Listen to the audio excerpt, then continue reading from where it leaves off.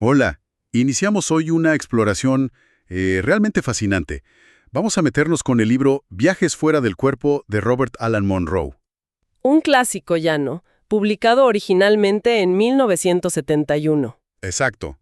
Y sigue dando de qué hablar, porque no es solo un relato personal, ojo. Para nada, es un intento muy serio, muy metódico, de investigar eso que llaman experiencias fuera del cuerpo. Fenómenos que, bueno, parecen desafiar un poco nuestra idea de la realidad física, ¿no? Totalmente, se salen de lo común. Nuestro objetivo aquí es analizar a fondo todo el viaje de Monroe, desde que empezó con esos síntomas tan raros, Sí, esos síntomas físicos que no entendía nadie. hasta que se puso a investigar sistemáticamente lo que él llamó el segundo cuerpo y esos escenarios no físicos que exploró. Exacto. Vamos a intentar sacar las ideas clave, los detalles más interesantes de su crónica personal. Sí, con la profundidad que intentamos darle siempre a estas discusiones. Entonces, para empezar, situémonos. Primavera de 1958. Monroe, pues, tenía una vida bastante normalita, ¿no? Era un empresario de radio. Sí, un hombre de negocios, pero con una curiosidad particular, eso sí. Tenía interés en eso del aprendizaje acelerado. Hacía experimentos consigo mismo. Sobre aprender mientras dormía, usando audios. Exactamente. O sea, ya había un fondo de curiosidad intelectual, de experimentar por su cuenta, Pero entonces llega el primer evento realmente extraño. de forma inesperada. Sí, un domingo. Justo después de uno de esos experimentos con sonidos, le dan unos calambres abdominales. Terribles. ¿Así de la nada? De la nada. Muy violentos, persistentes, centrados ahí, en el plexo solar. Y él descartó lo obvio, ¿sabes? Intoxicación, apendicitis, algún problema muscular. Lo lógico. Claro, pero nada cuadraba. El dolor era tan fuerte que solo paró cuando cayó rendido, agotado. ¡Qué experiencia! Y él, mirando atrás, lo describió como un antes y un después. Como si algo fundamental hubiera pasado. Dijo algo así como el toque de una varita mágica o un mazo. Vaya imagen. Señalando que algo inexplicable había empezado. Exacto, el punto de partida. Y la cosa no quedó ahí, claro. No. Unas 3 semanas después le pasa algo diferente. Estando descansando, siente una violenta sacudida o una vibración interna. ¿Una vibración? Sí, que lo deja paralizado por un momento. Él describía la sensación como si estuviera luchando contra ataduras invisibles. ¡Qué angustia debió ser eso! Imagínate. Pero lo curioso es que en cuanto lograba moverse o sentarse, la sensación desaparecía. ¡Puf! Se iba. O sea, solo le pasaba al empezar a descansar. Justo. Estos episodios de vibraciones se repitieron como 9 veces en mes y medio. Siempre en ese umbral, entre estar despierto y dormirse, o al relajarse. Lógico que se preocupara. Pensaría en algo grave, ¿no? Epilepsia, un tumor. Claro, lo normal. Fue a su médico de confianza, un Dr. Richard Gordon. Le hicieron exámenes y todo. ¿Y? ¿Encontraron algo? Nada. Cero anomalías físicas. El diagnóstico del médico fue mucho más, mundano. ¿Qué le dijo? Exceso de trabajo, estrés. Le recomendó descansar y bajar un poco de peso. Lo típico, ¿no? Ya. La respuesta fácil cuando no se encuentra nada. Entonces, como la medicina no le daba respuestas, acudió a un amigo psicólogo, el Dr. Foster Bradshaw. A ver si por ahí. Exacto. Y Bradshaw, pues, se mostró interesado. Consideró si podían ser alucinaciones raras, pero descartó algo grave como esquizofrenia. O sea, tampoco vio una enfermedad mental clara. No. Y le dio un consejo que fue, crucial para Monroe. ¿Cuál fue? Le dijo algo como, pues lo único que puede hacer es investigar y averiguar qué es. Anda. Le dio permiso para explorar en lugar de asustarse. Exacto, una luz verde para meterse en ese territorio desconocido, en vez de tenerle miedo. Un empujón clave. Y esa investigación empezó de una forma bastante rara también. Me imagino. Una de las primeras experiencias fuertes que cuenta Monroe durante una de esas vibraciones es sentir cómo su brazo atraviesa el suelo de madera de su cuarto. ¿Atraviesa el suelo? Sí, así lo sintió. Y describe sensaciones táctiles súper vívidas. La textura de la madera, tocar la cabeza de un clavo torcido, hasta serrín. Increíble. Pero lo más interesante es lo que sintió después. Una mezcla de asombro y miedo.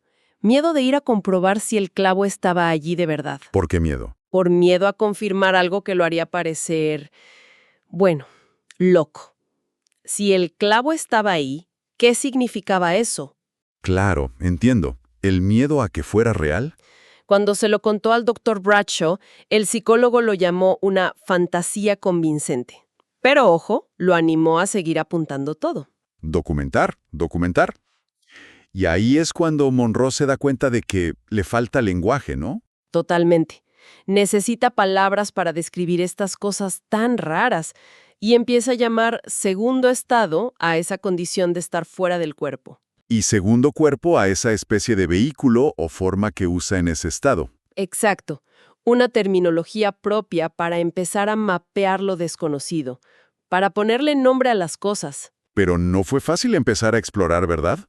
Cuenta que hubo obstáculos. Sí, dos muy fuertes al principio. Uno era una oleada tremenda dice que lo invadía en las primeras separaciones conscientes y lo mantenía como atado cerca de su cuerpo físico. No podía irse lejos. Curioso. ¿Y el otro obstáculo? El miedo. Un miedo profundo, visceral. Miedo a lo desconocido, a no poder volver, a perder el control, incluso a la muerte. El gran bloqueo. Él identificó ese miedo como la barrera principal que tenía que superar para poder explorar de verdad. Y esto lo puso en una encrucijada, ¿no? Un dilema muy profundo. Uf, total. Aceptar que estas experiencias eran reales significaba, cuestionar toda su formación científica, su visión del mundo materialista. Todo en lo que creía. Pero por otro lado, negarlas era negar lo que él mismo estaba viviendo, sus propios sentidos, su experiencia directa. ¿Cómo investigas objetivamente algo que parece dinamitar tus propias bases? Ese era el conflicto, un dilema existencial y epistemológico enorme. ¿Qué haces con eso? Al principio, claro, se sintió muy solo con todo esto.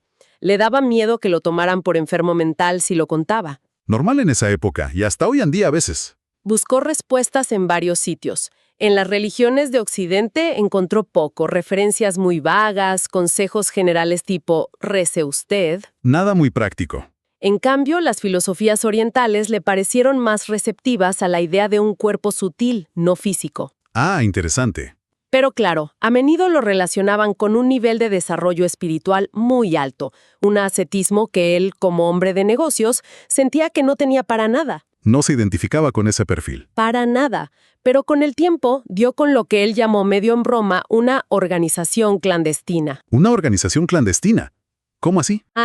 Parapsicólogos, mediums, gente que seguía a Edgar Cayce. Ajá, ya. Un mundillo. Exacto. Y lo importante para Monroe fue que ahí, por primera vez, encontró aceptación. Que no lo miraran raro. Eso, la gente no lo trataba de loco. Consideraban que sus experiencias eran posibles, aunque quizá no tuvieran todas las respuestas. Y él apreció mucho la amabilidad y el humor de esa gente. Eso ayuda mucho. Aunque también notó algo más, ¿no? Sí, notó que faltaba bastante rigor científico en mucha de la literatura que circulaba por ahí, mucha cosa poco seria. Claro. Pero fue a través de esa red y de una pista del Dr. Bradshaw sobre prácticas orientales Ajá. que finalmente pudo ponerle nombre a lo que le pasaba. Le dijeron que eso encajaba con la proyección astral. Ahí está el término. Marco, ya es un paso. Sí fue importante. Pero para Monroe, con su mente práctica, no era suficiente. Necesitaba pruebas, evidencia. Y aquí es donde vemos al Monroe más científico, ¿no? El que diseña experimentos. Totalmente. Pasó de buscar que le confirmaran cosas a intentar interacciones que se pudieran medir de algún modo. Cuenta algunos intentos, ¿verdad? Sí, varios. Por ejemplo, visitó en su segundo cuerpo al Dr. Bradshaw y su esposa una mañana. Y acertó. Describió correctamente dónde estaban y qué ropa llevaban, aunque él esperaba encontrarlos de otra manera. Ya es algo. Luego visitó a unos amigos, los Vanson, y aquí los detalles son más llamativos. ¿Qué pasó? Describió al hijo jugando con una pelota, al señor Vanson metiendo un generador Van de Graaff en el coche. Un Van de Graaff.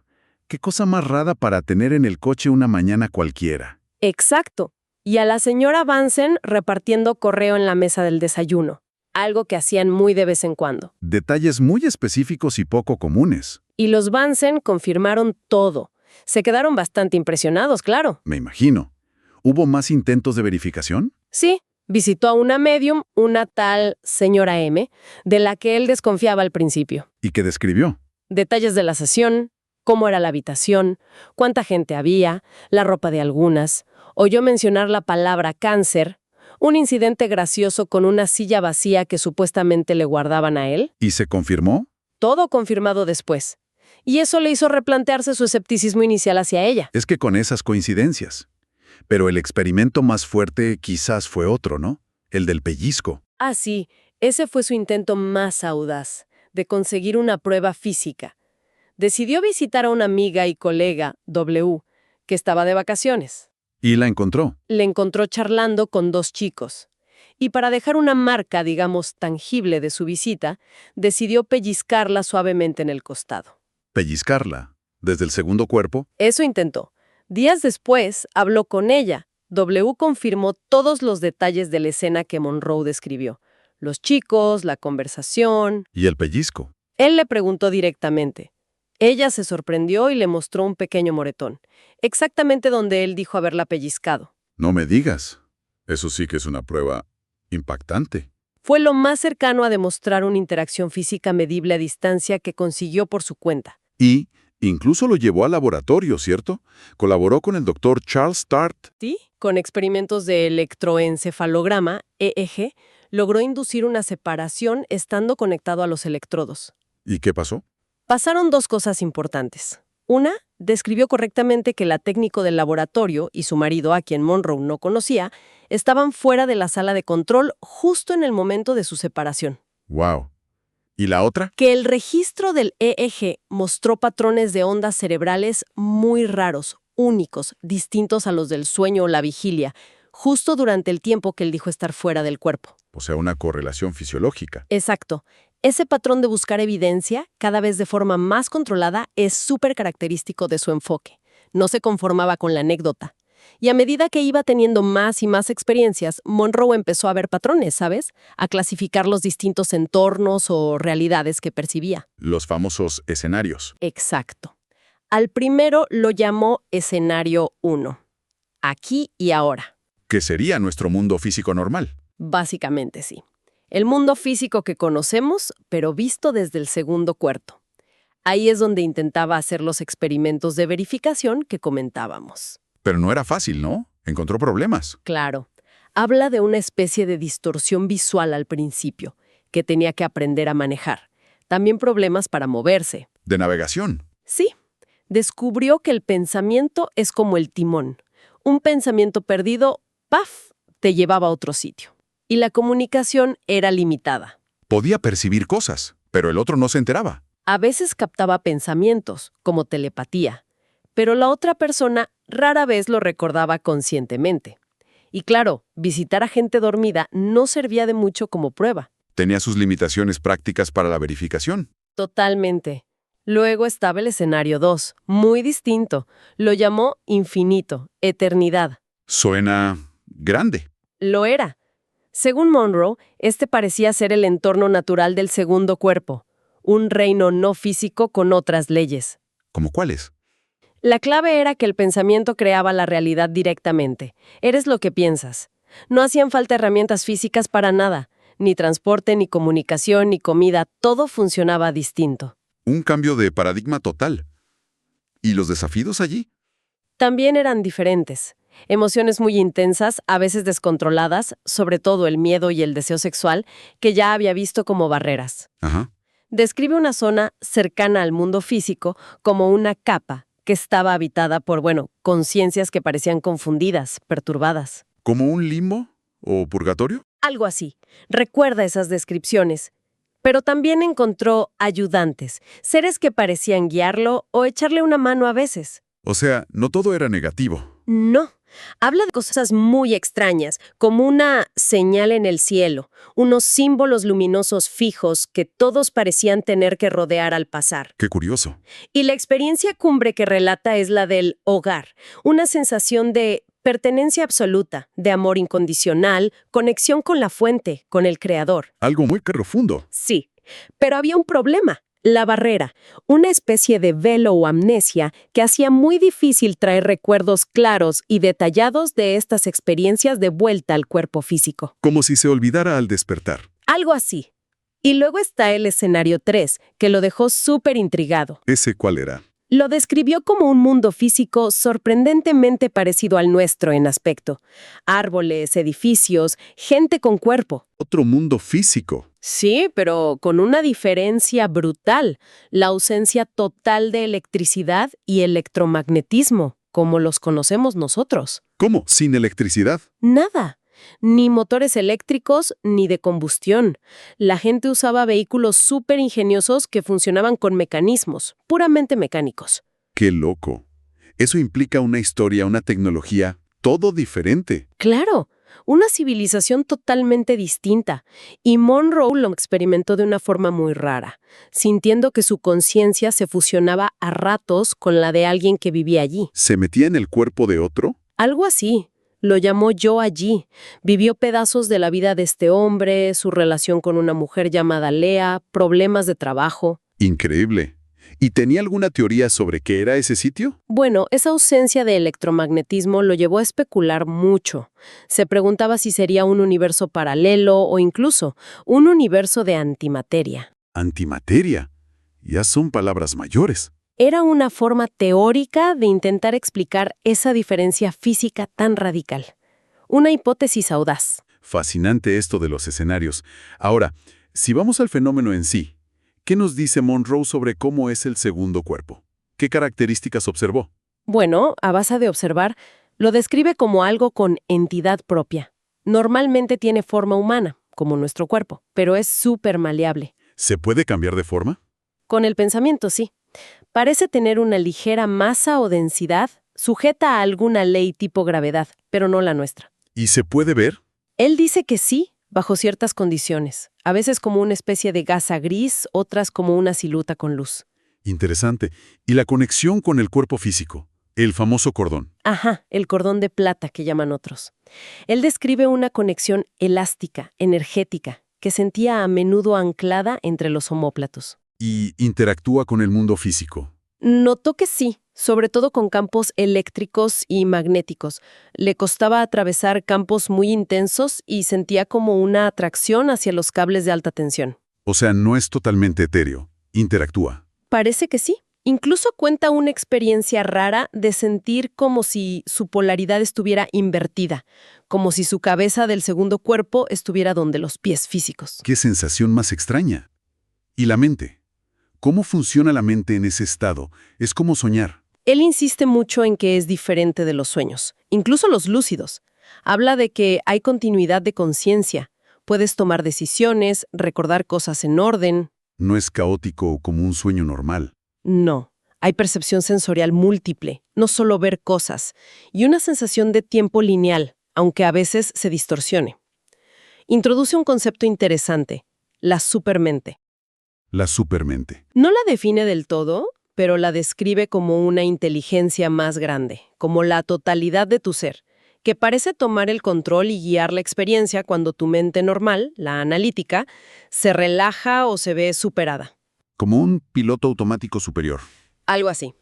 En el segundo estado, pensar y hacer son casi lo mismo, instantáneo, aunque en los hábitos mentales del cuerpo físico, como intentar abrir una puerta con la mano, siguen ahí al principio.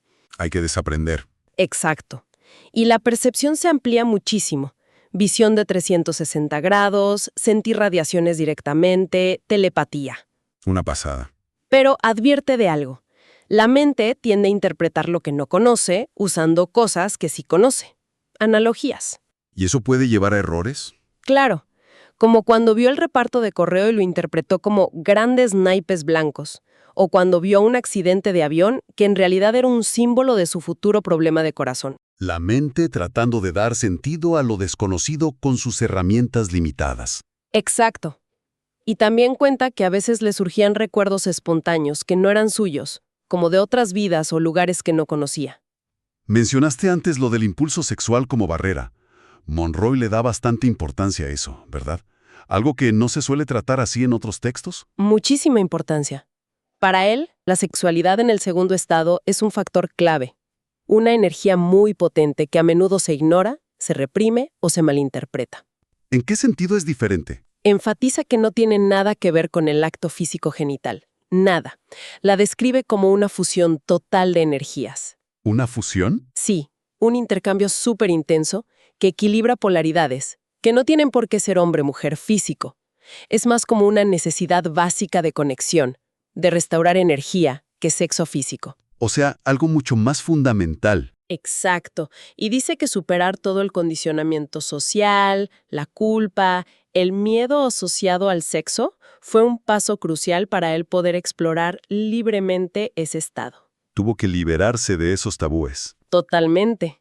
E incluso sugiere que esa energía sexual fundamental está súper conectada con las vibraciones que necesita para separarse del cuerpo. Le da un papel central muy único en esta literatura. Y para terminar con los aspectos clave, toca también el tema de la precognición, ¿no? ¿Cómo entra eso? Sí, cuenta experiencias espontáneas de precognición. Curiosamente, no le pasaban necesariamente estando totalmente fuera del cuerpo, sino en estados de relajación muy profunda, Como el quedarse dormido. justo antes de dormirse, a menudo. Lo describe como si se abriera una válvula en su mente que le dejaba ver trozos de eventos futuros. ¿Y da ejemplos? Sí, muy concretos. La visión detallada de un accidente de avión que luego pensó que era un aviso simbólico de su propio ataque al corazón. Vaya. Reconocer al instante una casa que alquilarían años después, la primera vez que la vio. Ver mentalmente cómo se rompía una cinta en su estudio justo antes de que pasara en directo. Pequeñas predicciones. O ver la luz de aviso del aceite del coche encendiéndose en su mente poco antes de que le pasara de verdad con su coche casi nuevo. Parecían venir del mismo estado alterado de conciencia. Haciendo un repaso general, la verdad es que el relato de Monroe en Viajes fuera del cuerpo es un documento, bueno, extraordinario. Totalmente de acuerdo. Vemos a una persona normal, digamos, enfrentada a algo inexplicable, que decide investigarlo por su cuenta, pero con método. Sí, esa es la clave. Pasa de los síntomas raros a intentar mapear otras realidades y buscar pruebas, validación. El valor del libro está mucho ahí, ¿no? En ese esfuerzo pionero por documentar, por experimentar de forma sistemática. Exacto. Y en una época donde hablar de esto era aún más tabú que ahora. Se enfrentó a sus propios miedos y al escepticismo de su propia mente científica. Además, intentó desarrollar técnicas, ¿no? Métodos concretos. Sí, eso es notable. Describe cómo relajarse, cómo inducir las vibraciones, cómo intentar la separación y, muy importante, cómo asegurarse de volver al cuerpo. Es un intento valiente de poner método en algo tan etéreo. Y claro, todo esto nos deja pensando. La conclusión principal de Monroe es que existe ese segundo cuerpo, ¿no? Una parte de nosotros que puede operar fuera del cuerpo físico. Esa es su gran afirmación, sí. Y eso abre unas preguntas enormes. Sobre si la conciencia sobrevive a la muerte, si podemos interactuar con otras realidades. Nos obliga a cuestionar qué es la conciencia realmente, qué es la realidad última. ¿Hemos siquiera empezado a rascar la superficie de nuestro potencial? ¿Qué pasaría si esta capacidad de salir del cuerpo fuera algo entendido, aceptado, desarrollado por todos? ¿Cómo cambiaría la humanidad? Es una pregunta inmensa. Monroe llegó a especular si somos parte de una red de conciencia interconectada. Lo llamó el horizonte del hombre existente. E incluso lanzó ideas más inquietantes, ¿no? Sí, se preguntó si podríamos ser, en cierto modo, como animales de laboratorio, observados, quizás influenciados, por inteligencias más avanzadas. Son preguntas que te dejan reflexionando. Nos invitan a mirar más allá de lo que damos por sentado, a contemplar lo vasto que quizás sea lo desconocido sobre nosotros mismos y el universo. Exacto. Una invitación a explorar los límites de nuestra propia percepción.